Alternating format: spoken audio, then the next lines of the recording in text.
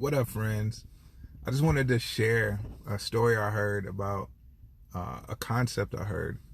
An older guy I was having a conversation with was teaching me about how in relationships and in marriage, God uses two people to confirm something. And he said God used man and woman to confirm, to like lead a family, so that the man, and when he confirms something to the husband and to the wife, one, that the wife is not alienated or overbearing by her husband, but the husband is learning to hear and hearken and be patient to his wife's concerns as well. And that neither should, stall or corrupt or be a burden to either of them, as much it is like a challenge to move forward. Anyway, so the point I wanted to make was, again, he said scripture says that let every word be established from the mouth of two witnesses, or two or three. God is looking for two witnesses, right? And so he tells me this story. He said, my wife typically can be the skeptical one. And I've been, me personally, I've been that, full of faith and full of zeal. And we just got to move forward. On the Enneagram, I'm an 8, the challenger. Whatever the threat is or whatever the mountain is, we can cross it, And so I've looked at people like, oh, you ain't got no faith, and just kind of been rambunctious and ran off, and maybe neglected unity or neglected other people, and avoided other people's wisdom, and calling it, I'm not afraid of man, or fear of man, or just zeal, or being independent. And many times it was just foolish and immature. And so he goes, yeah, my wife is kind of more the skeptical one, like, she's always analyzing and maybe even doubting. And I'm like, huh. And she gave her life to God, and so he gave his life to God. And she came from a family where like women just yielded and submitted and allowed the men to just do what they want, run the home like a business. And so when they got married and they had the Spirit of God inside of their relationship, the dynamics of their relationship changed. It was up to him to listen and be patient and consider her needs, and it was up to her to like respond maturely. And so he tells, I told my wife this, I was like, I believe that God is going to have us move to Seattle. And for a woman who comes from, old-fashioned family where women were just kind of quiet and just did as their husband said, that would have just went. But for a woman that's called by God and has an identity in this world, and as a daughter, she had a responsibility. And so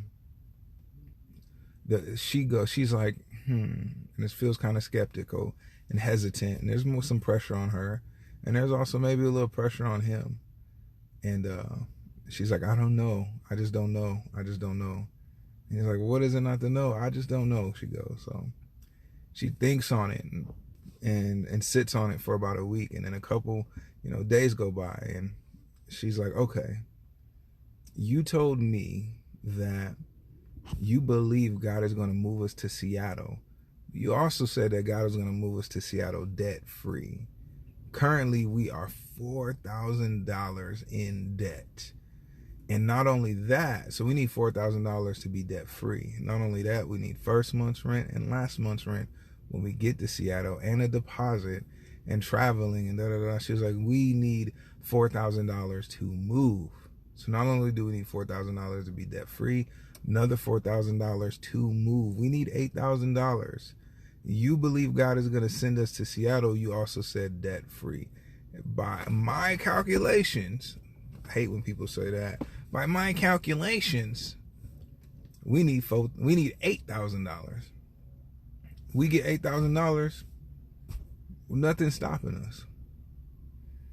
And he's like, huh, dang. So he's kind of humbled, sits back, and goes, you know what, Lord? She's right. I can't go back on my word, but it's very true. We need $8,000 if you want to move us. It's almost like putting it out there, putting the challenge on God's plate. We need this in order to move, Lord. If that's what you said you're going to do, then this is what we need. And a couple weeks go by, and he's like, and again, if it's not you, it's not going to happen. So if it's not God, it's not going to happen. $8,000. So a couple weeks go by and his wife calls him. She's like, so I got some news. He's like, well, what is it? And she's like, so the mail came today.